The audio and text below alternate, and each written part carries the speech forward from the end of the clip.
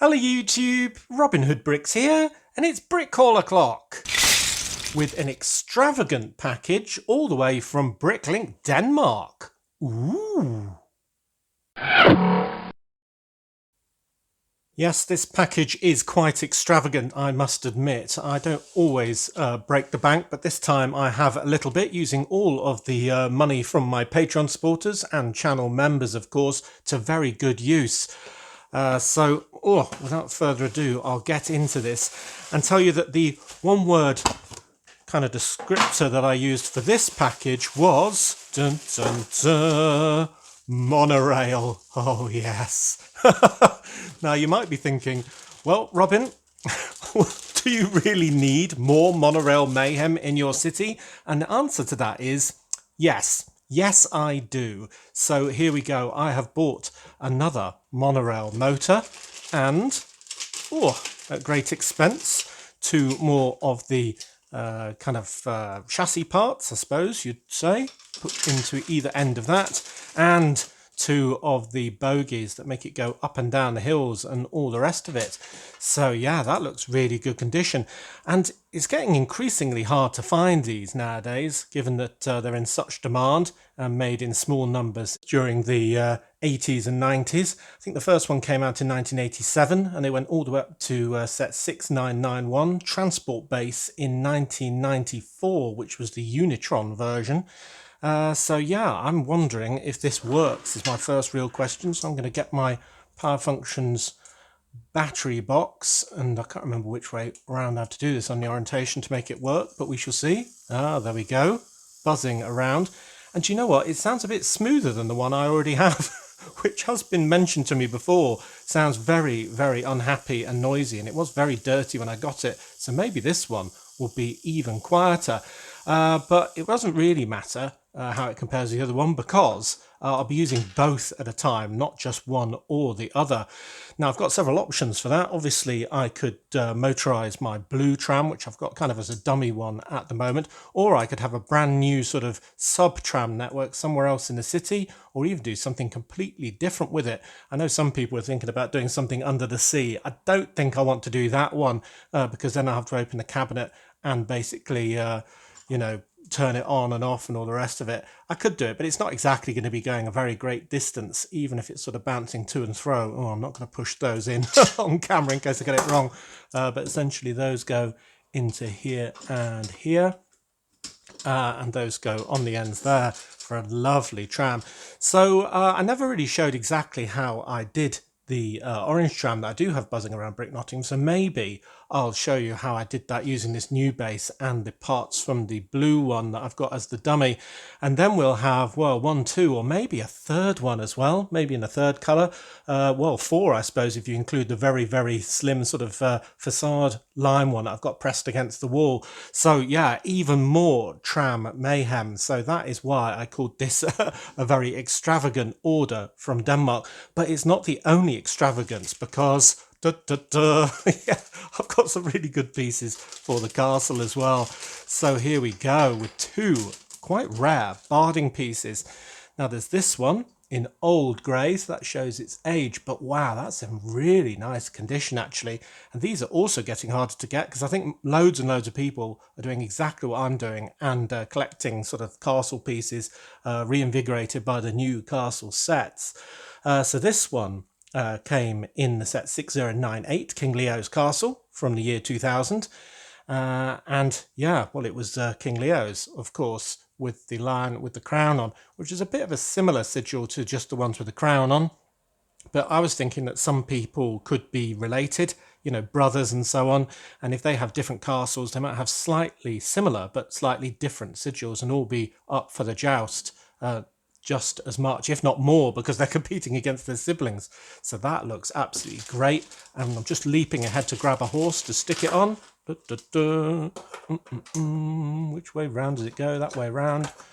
Oh yes. Oh, and it's got both the clips intact as well, because that is often a concern with these older pieces. That looks great. Let's see if the other one's just as good. And do you know what? I think it is, and it's lovely dark red with silver on top and the scorpion sort of sigil that is the emblem of Vladek from set 8777, Vladek Encounter from 2004, and it's unique to that set as well. So two very hard to find pieces. Absolutely adore those. So when I do finally get to my joust scene, I'm going to have so many horses all done up in really nice armour or clothing, depending how you think of it. And to go with that armour, I've got some few horse helmets as well, or horse head armour. Got this lovely one in royal blue, or is it medium blue? Actually, I think it was advertised as royal blue, which is more rare. I think this is actually the medium blue version, which is less rare, that I think I might even already have. So that's a bit of a mistake, I think, by the vendor. I could be wrong, but I'm not entirely sure. But anyway, that would go on a horse like that. Might even go with that armour, quite like that one. Then we've got the same piece in dark red, which obviously I got to go with the Vladek horse, so that'll be really good as well.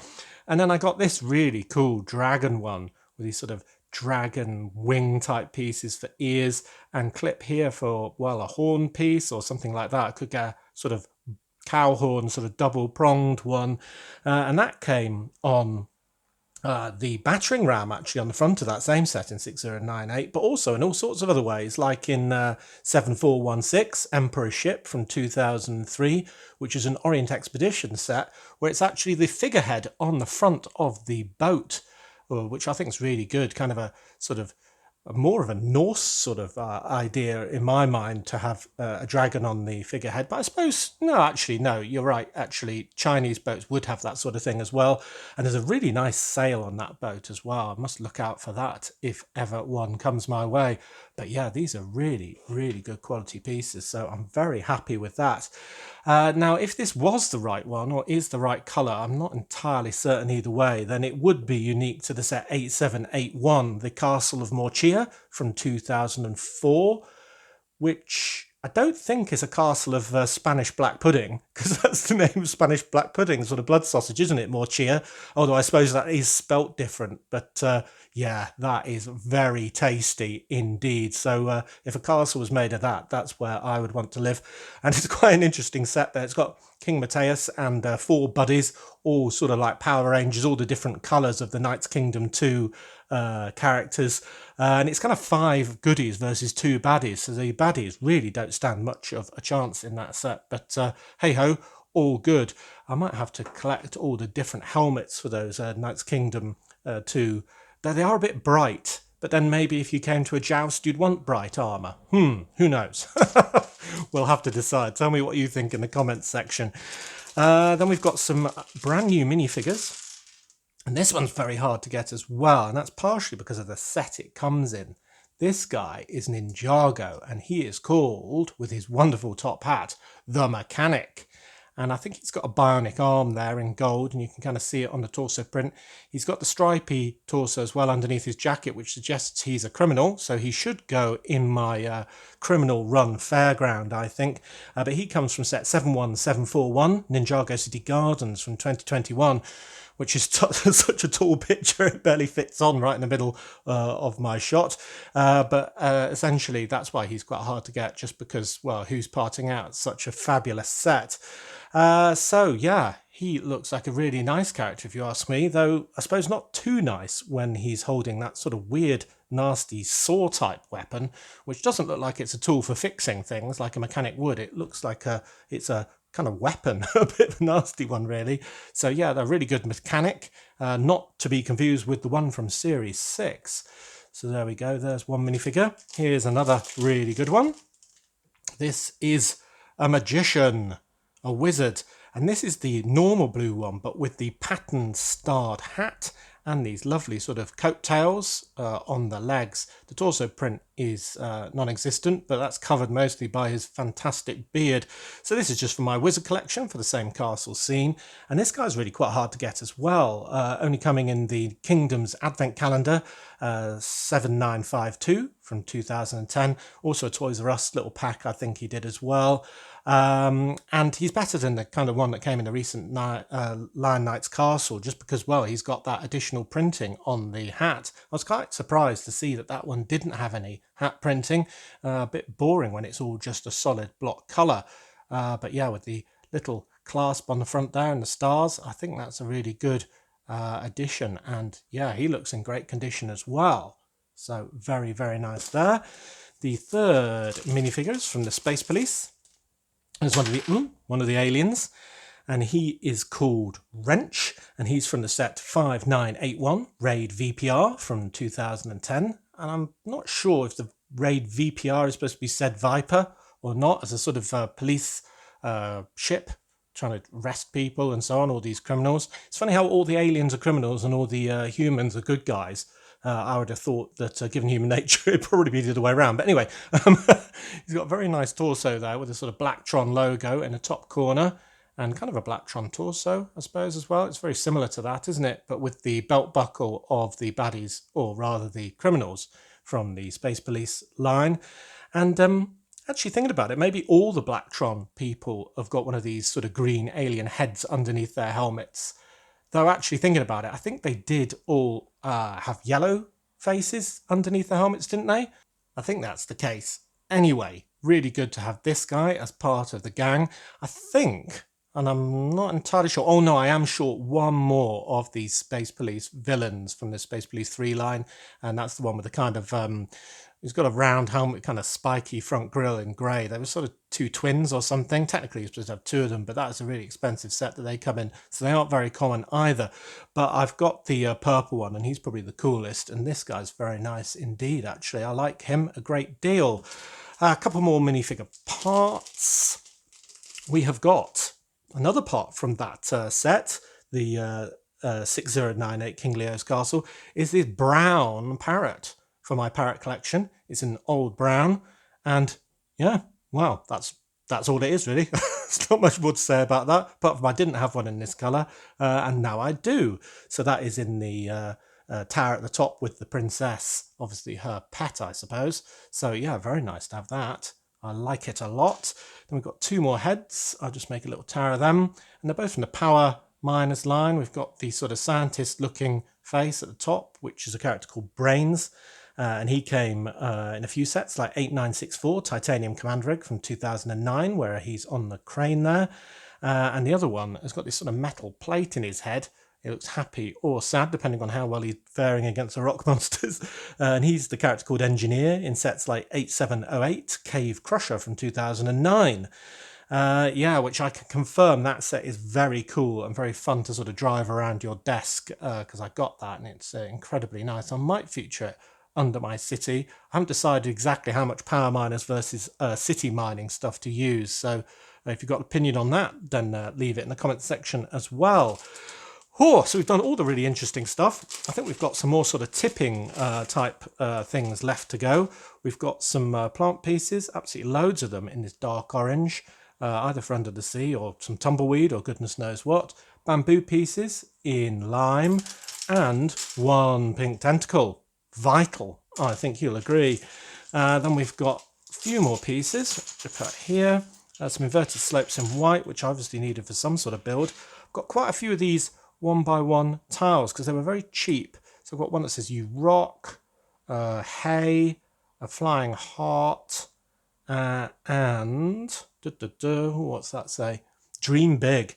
And they all came from the Series 2 Dots line from 2020, and I'm planning to put them on a kind of carousel and use them as postcards for sale around my city, or maybe they're greetings cards actually. But they're really good for that idea if you think about it. I mean, that could be a Valentine's card, that could be a birthday card, that could be a birthday card as well. Dream big, I don't know, maybe that's congratulations, who knows? But they're very good fun. I think I'll continue to look out for even more of those. Maybe we'll even have a card shop or something like that. Then we've got four of these, what would you call them? Cupcake pieces. They're for under the sea as well. Then I've got one of these mop pieces in green just because it was available. And then a mobile phone, just because I think it was the only one I didn't have from all of those hidden side sets.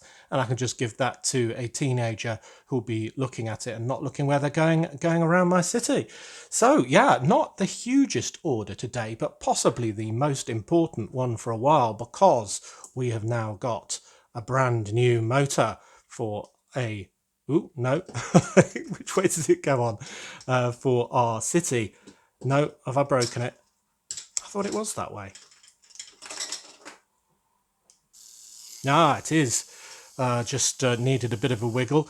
But yeah, that's going to be absolutely fantastic in the city going around. You have to let me know if you think I should motorize the blue one that we've already got built or do something brand new, and whether to have it on the existing network or a new one. And maybe we could have some monorail collisions, though now I've mentioned that, I don't think that's that great an idea. But anyway, do let me know what you think in the comments section. But what a wonderful haul. Really happy with all of that. Well, what a wonderful haul. Wrench has asked if he's allowed to eat the parrot, and I've said no, he may not, because I need that. He can have a red one later. Don't want him spoiling his dinner. Anyway, as always, thank you very much for watching. It is appreciated. Do remember to like, comment, and subscribe for more awesome LEGO videos. And if you value this channel, there are many ways in which you can support it. Do check out the links in the description below. And an extra special thanks for those who've already clicked on those links to enable the purchase of wonderfully rare monorail parts for the city. Or barding parts as well for improving the scenes yet to come. So thanks very much again, all of you. And next time on Robin Hood Bricks, we'll be doing another build on Friday. Work is still absolutely crazy, so I'm fitting in what I can at the moment. But until then, see you! No, not that parrot. You can have a red one later.